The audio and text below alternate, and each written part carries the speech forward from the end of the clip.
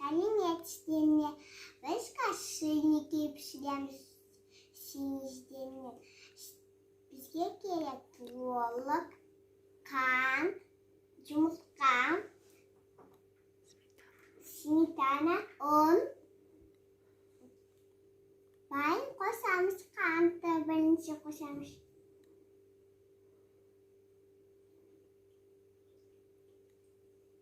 Енді жұмыртқаны қосамыз.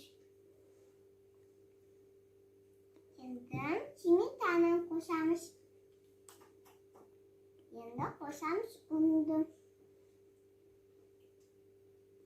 Енді барлығын араластырамыз. Бәрін араластырдық. Енді бөлікке бөлеміз.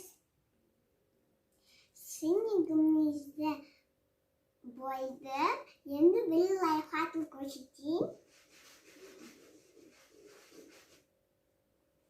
İşte diyen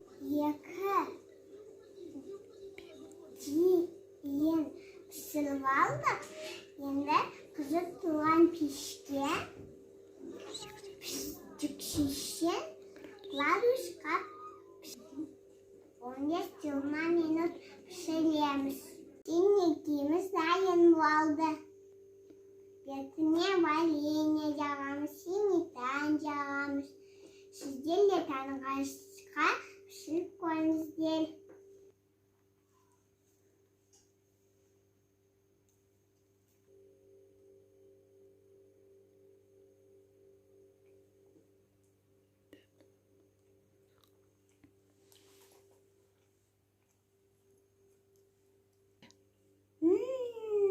Ben de bakta sizler. Sağ olunuzda. Sizlerden bolan canel.